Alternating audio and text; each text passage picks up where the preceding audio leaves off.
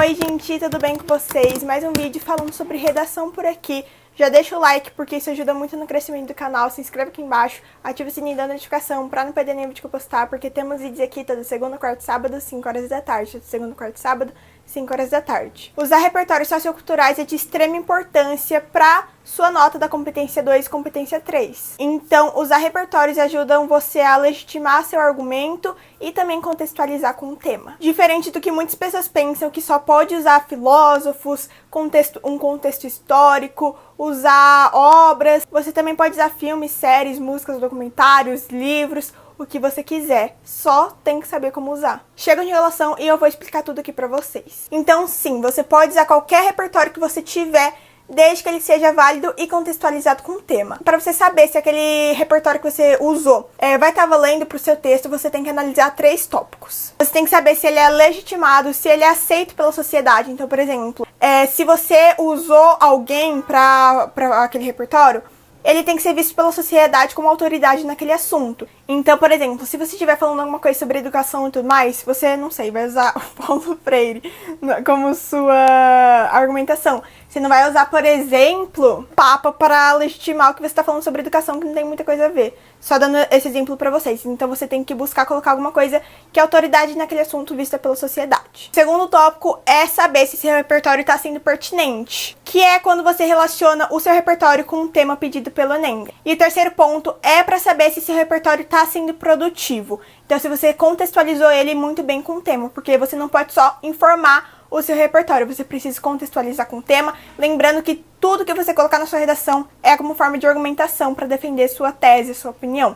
Então você precisa fazer do seu repertório um repertório produtivo para ele contar ponto, não adianta você só informar ele lá, jogar ele lá e seguir em frente. Como hoje eu vou falar mais sobre filmes, séries, documentários, não vou focar muito mais em como usar os repertórios, qualquer repertório, por exemplo, obras, inclusive se vocês quiserem, só comentar aqui embaixo que eu trago como desenvolver melhor o repertório. Esses repertórios que é mais focado para ficção, então filmes, séries, que não é muito da realidade, eu acho muito legal você usar eles como forma de contextualização do tema e não como forma para embasar melhor seus argumentos, né? Para você afirmar os seus argumentos. Você pode usar, mas não é muito usado. Então, como ele é mais usado para contextualizar o tema, ele é mais usado na introdução, porque é na introdução que você vai voltar com o tema e contextualizar ele com tudo. Por isso que muita gente já usa músicas, séries e filmes já na primeira linha da redação. Então, a gente usa na contextualização do tema, lá na introdução, porque a gente faz uma analogia com a realidade, já que é uma ficção. Então, muita gente faz isso, a maioria das pessoas, nas redações eu também, inclusive, eu recomendo muito vocês analisarem para ver como são usados os repertórios. Muita gente já começa falando direto o repertório, filme, música, série. E é importante falar que não é porque fulano usou, por exemplo, uma obra de Nietzsche e você usou um filme da Disney que você vai ter menos ponto do que ele por causa disso. Não tem nada a ver, os corretores têm que avaliar da mesma forma, desde que o repertório seja aqueles 3 tópicos que eu falei pra vocês. Você não necessariamente precisa fazer isso, mas eu acho muito mais prático e fácil, porque tem vezes que o corretor não viu aquele filme, não viu aquela série, e se você pegar algum trecho específico, alguma cena específica que aquilo aconteceu pra colocar na sua redação, talvez não tenha muito sentido. Então eu acho legal você pegar um filme, uma série, que o tema central seja o tema do Enem, o tema específico que o Enem esteja pedindo.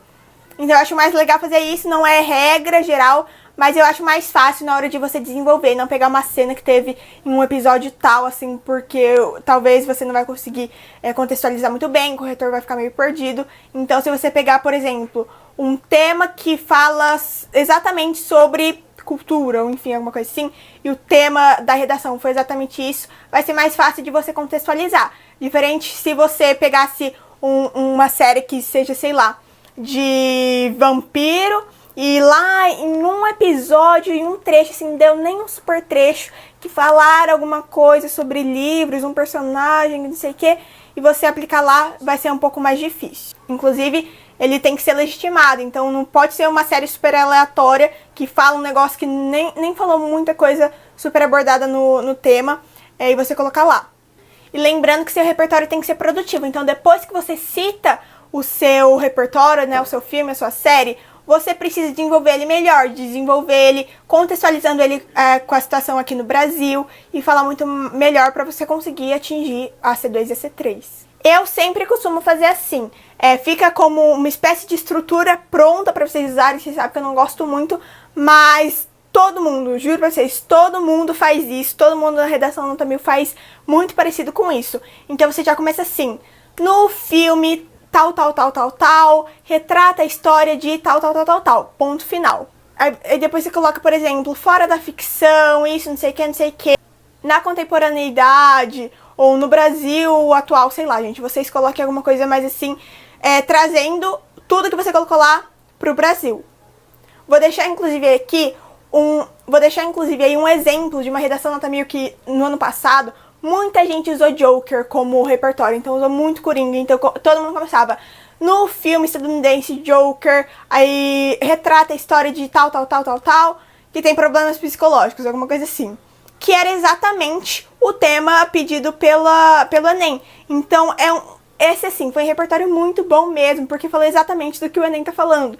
E depois a pessoa contextualiza isso na situação atual do Brasil. Uma coisa legal também é que vai mostrar que você sabe do que você tá falando, pra mostrar que você sabe que filme é aquele, que série é aquele, que você não só pegou como um repertório Coringa, é você colocar alguma característica dele. Então, por exemplo, esse negócio que eu falei, a origem dele, se é estadunidense, se é do Brasil, se é brasileiro, se é canadense, ou então você colocar o ano que ele foi lançado, o diretor, algum ator principal. Então você colocar essas coisas mostra realmente que você sabe, que você assistiu, que você viu aquele filme ou série. Não necessariamente você precisa ver, né? Às vezes você viu no repertório Coringa, mas é legal você colocar essas partes assim pra mostrar que você não pegou de um lugar aleatório.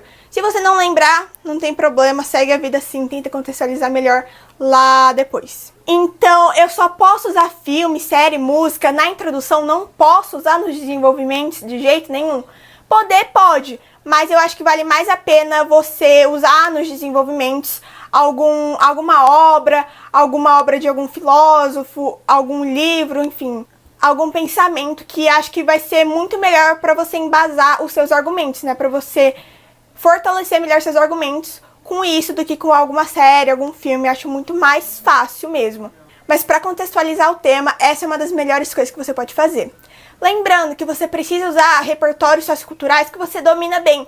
Então não adianta você ficar querendo usar, por exemplo, livros. Inclusive você pode usar livros também, esses livros sem ser super uau. Então, a seleção, por exemplo, você pode usar contextualizando com o tema e tudo mais. Mas se você não lê muito, por que você vai usar livros se você já assistiu muita série, por exemplo? Então, usa repertório mesmo que você domine bem, que você sabe explicar bem, que você tem um certo domínio sobre ele. E como eu sei, filmes, séries pra usar na redação. Gente, em todo lugar, desde que o filme e a série seja bom, dá pra você usar como repertório na redação. Porque todo filme ou série tem alguma crítica que dá pra gente colocar nos dias atuais. Então, desde que ele seja bom, dá pra você usar. Mas é só você ter um olhar mais crítico e mais criativo sobre todas as coisas que você vê todos os dias.